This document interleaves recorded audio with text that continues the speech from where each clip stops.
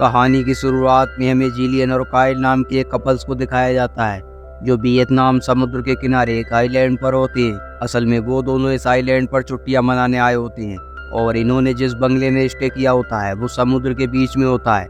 असल में कुछ दिन पहले जिलियन का मिसकैरेज हुआ था जिसके बाद वो डिप्रेशन में चली जाती है और इसी वजह से काइल उसको इस आइलैंड पर लेकर आया होता है ताकि उसका माइंड डाइवर्ट हो जाए। अगले दिन वो दोनों उस जगह को देखने लगती हैं जहाँ पर जिलियन को बहुत अच्छा लगता है। इसके बाद वो दोनों समुद्र में ड्राइव करने के लिए चले जाते हैं। इसी बीच काइल के पैर में चोट लग जाती है और अब जिलियन को उसका खून देखकर अपना पास्ट याद आने लगता है जब उसका मिसकैरेज हुआ था। लेकिन काइल उसको संभाल लेता है और वहाँ से वापस ले आता है और अब जिलियन अपनी फैमिली से बात कर रही होती है। तभी न्यूज़ में दिखाया जाता है कि समुद्र में बहुत बड़ा तूफान आने वाला है, लेकिन काइल उसकी बात पर ध्यान नहीं देता।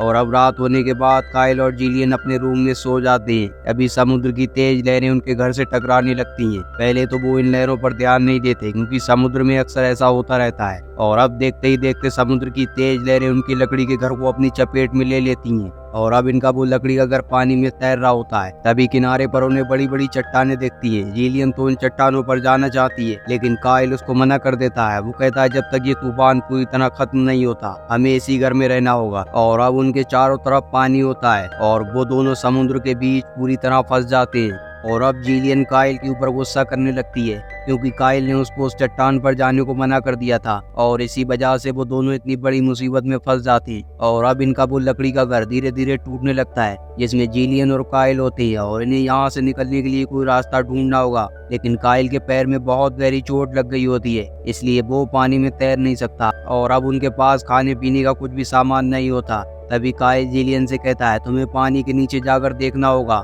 वहाँ पर खाने पीने का कुछ सामान मिल सकता है। और जिलियन पानी में चली जाती है और उसे वहाँ पर एक बैग मिलता है। वो उस बैग को लेकर आती है जिसमें पानी की बोतल होती है और काइल उस पानी को पीने लगता है। और अब काइल उस पानी की बोतल के थ्रू आग जलाने की कोशिश करता है ताकि उस आग को देखकर उनकी मदद करने के लिए वहां पर कोई पहुंच जाए, लेकिन वो आग जलाने में कामयाब नहीं होता। और अब अगले दिन जिलियन देखती है उसके सामने से एक शिप जा रहा होता है। वो उसे देखकर मदद के लिए चिल्लाने लगती है। इससे पहले कि वो लोग उसे देख पाते वो शिप उससे बहुत दूर चला जाता है। वहीं पर हमें काइल को दिखाया जाता है जो आग जलाने की कोशिश करता है और अब वो आग जलाने में कामयाब हो जाता है। तब तक वो शिप उनसे बहुत दूर जा चुका होता है, लेकिन वो आग इतनी बढ़ जाती है जिससे उनकी लकड़ी के घर में आग लग जाती है और उनका लकड़ी का घर पूरी तरह जल जाता है। और अब वो दोनों समुद्र में कूद जाती है क्योंकि इसके अलावा उनके पास कोई रास्ता नहीं होता। और अब वो दोनों आगे की तरफ बढ़ने लगती है। असल में काइल के पैर में जो चोट लगी होती है उससे एक बार फिर खून निकलना शुरू हो जाता है और खून की स्माइल से इनकी तरफ को शार्क बढ़ने लगती है। तभी काइल को एक लकड़ी का टुकड़ा दिखता है। वो उस लकड़ी के टुकड़े की तरफ बढ़ने लगता है जिससे कि वो उस शार्क से बच सके। इससे पहले कि शार्क उस तक पहुंचती वो उस लकड़ी के टुकड़े के ऊपर बैठ जाता है। असल में वो जिसको शार्क समझते हैं वो शार्क नहीं होती है बल्कि वो डॉल्फिन होती है। अगले दिन जिलियन देखती है उसका वो लकड़ी का बीड़ा टूट जाता है और वो काइल से दूर जाने लगता है, लेकिन जिलियन काइल के पास जाना चाहती है इसलिए वो समुद्र में कूद जाती है और काइल की तरफ बढ़ने लगती है। और तभी शार्क उनके ऊपर हमला कर देती है और काइल भी पानी में गिर जाता है और जिलियन किसी तरह लकड़ी के टुकड़े के ऊपर पहुंच जाती है।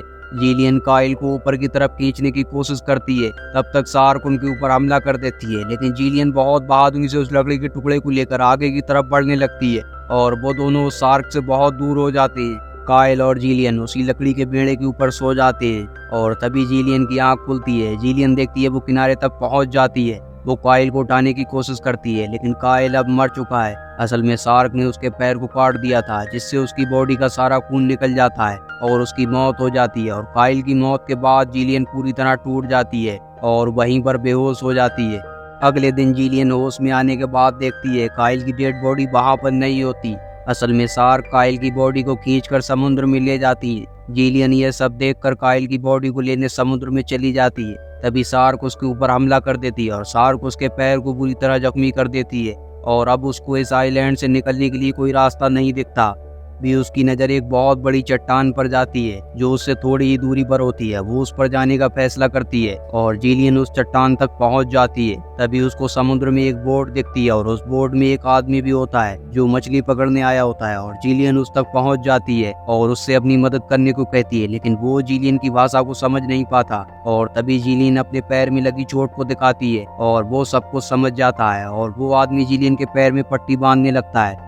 इसके बाद वो आदमी पानी के अंदर मछली पकड़ने चला जाता है, लेकिन उसे इस बात का जरा भी अंदाजा नहीं होता कि यहाँ पर शार्क भी मौजूद है और इतने में शार्क उसके ऊपर हमला कर देती है।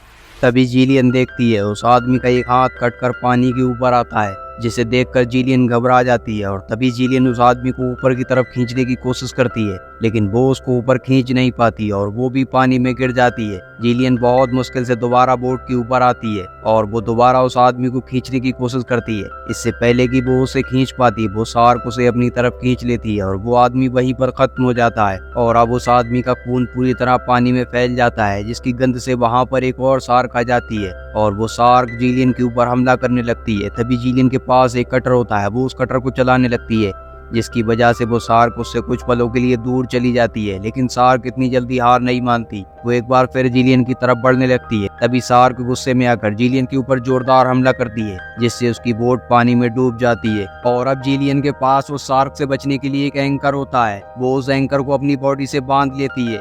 तभी शार्क उसके ऊपर एक बार फिर हमला करने के लिए आती है।